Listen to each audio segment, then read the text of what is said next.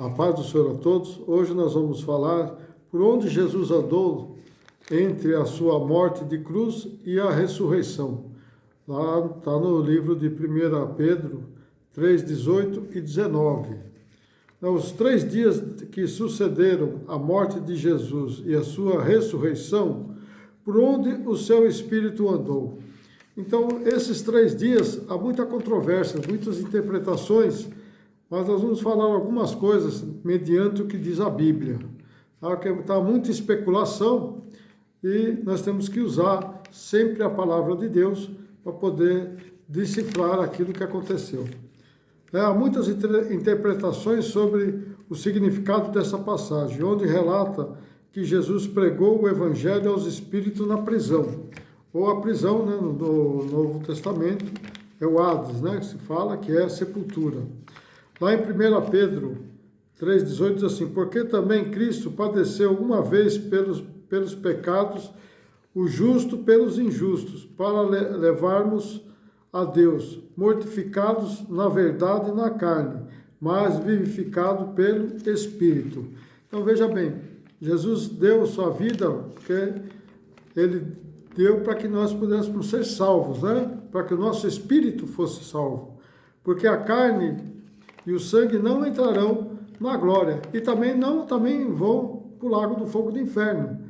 Porque se a carne for para o lago do fogo do inferno, ela vai se queimar e não vai ter nada. Mas é o espírito que Deus está preocupado. Não com a carne e com o sangue, mas Deus está preocupado com o espírito que vem da parte dele. Em Hebreus 9:26 diz assim: de outra maneira, necessário lhe fora padecer muitas vezes desde a fundação do mundo, mas agora, na consumação dos séculos, essa vez se manifestou para aniquilar o pecado pelo sacrifício de si mesmo. No 9:27, e como aos homens está ordenado morrerem uma vez, vindo depois disso o juízo. No 28, assim também Cristo ofereceu-se uma vez para tirar o pecado de muitos. Aparecerá a segunda vez sem pecado aos que estiverem para a salvação. Então, aqueles que estão esperando pela salvação, Jesus vai voltar novamente. Ele vai voltar para todos, mas não vai ser todos que vão ser levados, né? Então, veja bem que Jesus, ele deu sua vida para que nós hoje pudéssemos ter, né, a vida eterna com ele, porque ter a vida eterna do outro lado não vai ser muito bom, não. Que vai ser dor e ranger de dentes, né? O bicho não morre, o fogo nunca se apaga. Então aí é melhor começar agora, né, conquistar a salvação do que deixar para depois. Porque pode ser que não dê tempo. E se você perder a salvação, você vai perder sua vida, porque vai ser uma vida eterna no tormento. 1 Pedro 3,19 diz assim: no qual também foi e pregou aos espíritos em prisão. Então vamos ver o que significa isso. Lá Isaías 42:7 diz assim: para abrir os olhos dos cegos, para tirar da prisão os presos e do cárcere, e os que jazem em trevas. Então veja bem, que jazem quer dizer mortos em terra, que já estão em trevas, né? Os que jazem em trevas representam todos os que morreram, né, desde o dilúvio até os dias da ressurreição de Cristo. Então, todos que morreram desde depois do dilúvio até a ressurreição de Cristo são esses que jazem, né, não é que jazem nas trevas, mas eles estão dormindo. E o diabo recolhia todos os espíritos na sepultura. Então ali, quando Jesus foi crucificado, ele venceu o diabo e deu a oportunidade para que Jesus também viesse levar até lá no inferno, levar o seu testemunho para aqueles, né, na sepultura, para aqueles que o reconhecessem. Há 3 interpretações sobre esse assunto. A primeira, nessa interpretação, essa passagem refere-se a Jesus indo ao lugar onde os anjos caídos estão aprisionados, para declarar a sua vitória final sobre o mal, por meio da sua obra de cruz. Essa passagem é baseada no livro de Judas. O livro de Judas 6, né? Não tem, lá não tem capítulos, são só versículos. Então, no versículo 6 diz assim: E aos anjos que não guardaram o seu principado, mas deixaram a sua própria habitação, reservou na escuridão e em prisões eternas até o juízo daquele grande dia. Então veja bem que Deus não perdoou mais esses anjos, então eles não vão ter salvação, Deus vai pregar. Então essa é uma interpretação um pouco errônea, não? Que Jesus não vai pregar para os anjos que decaíram, porque eles já estão condenados, né? Já estão condenados esperando só o julgamento, que só quando é julgado que vai para um lugar determinado, né? Ou para o lago do fogo do inferno, como vão todos esses anjos decaídos, ou vão para o céu, que são aqueles que vão ser ressuscitados e vão estar na glória quando Jesus vir buscar. Outros defendem que os espíritos em prisão diz respeito ao espírito humano. Deste modo, Jesus pregou aos seres humanos que haviam morrido desde a época de Noé até sua morte de cruz e ressurreição, né? Onde Jesus, né? Onde eles estavam no mundo dos mortos, estavam no inferno, no Hades, né? No Velho Testamento é o Seol. Então veja bem que Seol no Velho Testamento é sepultura. E Hades, em grego, né, é sepultura também. Então, e a terceira interpretação entende que essa passagem Jesus pregou por meio de Noé aos ímpios daqueles dias. Mas como eles rejeitaram essa mensagem de Noé, que levou ali, ficou 100 anos até construir a arca e pregando o evangelho, eles estavam, na verdade, em prisões, ou seja, no inferno.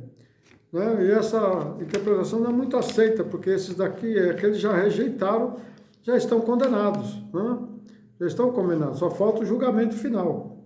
Então, nessas três interpretações, a segunda é a mais plausível, né? Visto que lá em Mateus 27, 51, diz assim, olha o que diz em Mateus 57, 31, 27 e 51. E eis que o véu do templo se rasgou em dois de alto a baixo, e tremeu a terra, e fenderam-se as pedras. E abriram-se os sepulcros, e muitos corpos de santos que dormiam foram ressuscitados. E saindo dos sepulcros, depois da ressurreição, eles entraram na cidade santa e apareceram a muitos. E veja bem, já tinha pessoas ali que já estavam separadas.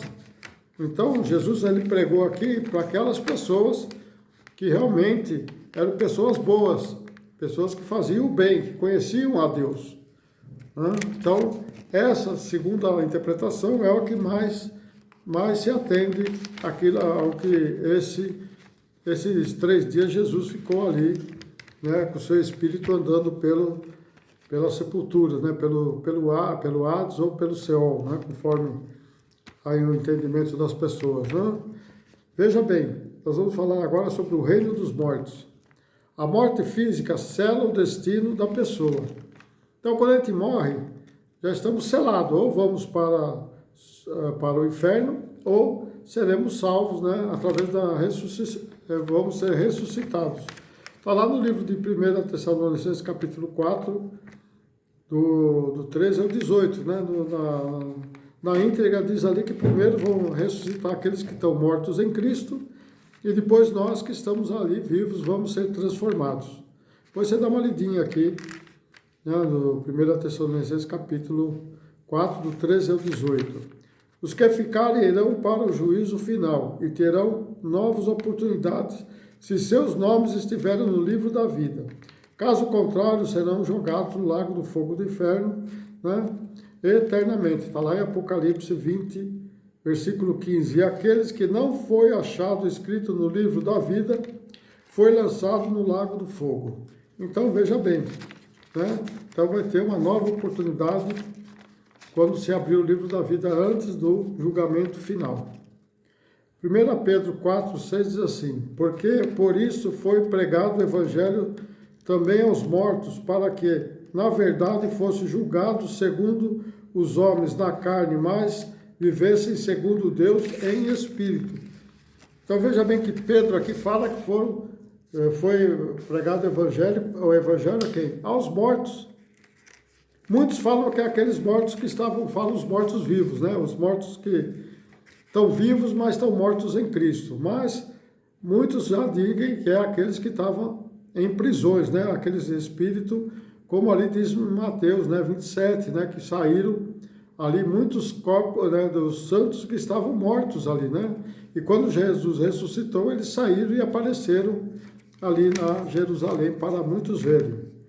Os mortos são pessoas que eram boas, honestas, tementes a Deus, quando ainda eram vivas e, portanto, irão receber uma nova oportunidade de viver segundo Deus em espírito, desde que seus nomes estejam escritos no livro da vida. Para isso, devemos entender que o espírito que está dentro de nós é eterno. O homem, ele tem corpo, alma e espírito. O corpo, né, que é onde nós temos, que todo mundo tem. A alma é os sentimentos e o espírito é aquele que Deus deu para cada um. Tá? Então, esse que Deus está preocupado é com esse, com o espírito que Ele deu a todos. Em Hebreus 2,14 diz assim: E visto como os filhos participam da carne e do sangue, também ele também participou das mesmas coisas, para que pela morte aniquilasse o que tinha o império da morte, isto é, o inferno. Então, Cristo também, ele teve carne, ele foi carnal, como nós vimos aqui nas três identidades de Cristo, na segunda, né? Que ele tinha corpo carnal. Mas ele era também, ele tinha espírito, só que o espírito dele era o Filho de Deus, né? Ele era o Filho de Deus. Então veja bem que ele veio aqui para aniquilar o quê? O império da morte, isto é, o diabo. No 3,15, ele livrasse todos os que, com medo da morte, estavam por toda a vida sujeitos à servidão. No 16, porque na verdade ele não tomou os anjos, mas tomou as descendências de Abrão. Então veja bem, ele não tomou os anjos já estão lá, separados, os que são de Deus, que vão estar na glória, e os caídos que vão estar lá no lago do fogo do inferno. Não tem mais, não tem julgamento para eles, né? Eles já foram selados o que eles são. Então lá em Apocalipse capítulo 18 diz assim: E o que vive foi morto, mas eis que estou vivo para todo sempre. Amém. E tenho as chaves da morte e do inferno. Então, veja que aqui, Jesus ele tem a chave da morte e do inferno. Né? Então, ele foi lá e pregou o evangelho para aqueles que eram salvos. Né? Agora, Jesus é o Senhor dos domínios da vida e da morte. Jesus venceu o inferno, o diabo, na cruz do Calvário. Veja que ali ele venceu o diabo. Naquela hora que o diabo achou que tinha reinado, né? Foi aí onde que ele perdeu. Que Jesus foi lá e resgatou todos os que estavam, os remidos, né? Todos aqueles que já eram separados por Deus, mas estavam em prisões ainda, né? Na sepultura. Oséias 13,14 diz assim: Eu os remirei da violência do inferno e os resgatarei da morte. Onde está a morte, as tuas pragas, diz assim. Onde está o inferno, a tua perdição? O arrependimento será escondido de seus olhos. Quer dizer, esses que estão lá junto, lá no lago do fogo, que vão ser lançados no lago do fogo do inferno, né? O arrependimento será escondido deles, né? Porque não vai ter como se arrepender. Depois que morreu, não tem mais como se arrepender. E os anjos já não tem nem como se arrepender mais, né? Os anjos caídos, eles já estão condenados desde o começo, né? Veja quando Jesus foi lá tirar o endemoniado de Gadareno, quando veio Jesus perguntou quem era, ele falou legião, né? E eles falaram, como já está aqui, já não é a nossa hora ainda, né? Já está querendo julgar já desde agora, quer dizer, os anjos já caídos sabiam que não estava na hora deles, né?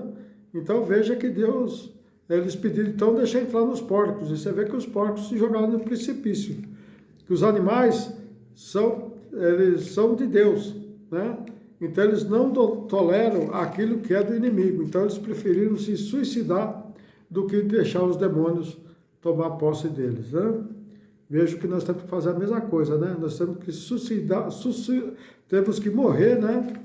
Morrer, né, pelo pecado e viver pela graça, né? Então é assim que é essa passagem, né, dos porcos ali que o diabo tomou posse deles, né? Deus não iria somente remir o seu povo da violência do inferno e da morte, mas ele também iria resgatá-los das ameaças da morte. Então veja bem que nós tira nós até das ameaças da morte.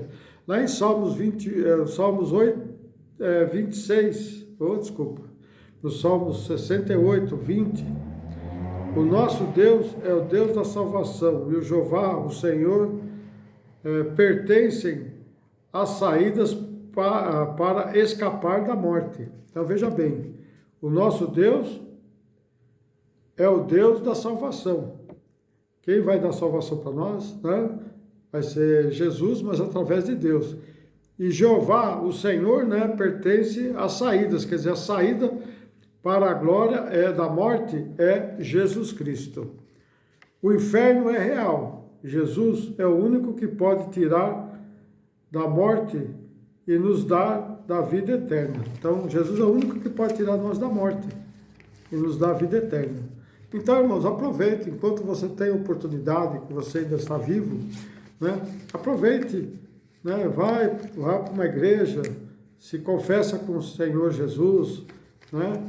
Começa a buscar na palavra, porque o que cura, liberta e salva é a palavra, é a Bíblia, né? Não é o homem que... Então, quando você for na igreja, olha para Jesus, não olha para o homem, que o homem é imperfeito, né? O homem erra, mas Jesus nunca errou.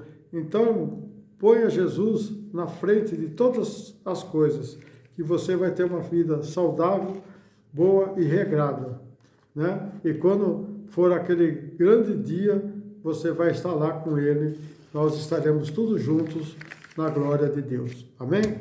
Deus abençoe a todos. Eu acho que consegui esclarecer um pouco as dúvidas de vocês, né? Através da palavra, porque não sou eu que falo, mas quem fala é a palavra. Então nós temos que buscar sempre o sentido das coisas na palavra de Deus. Amém?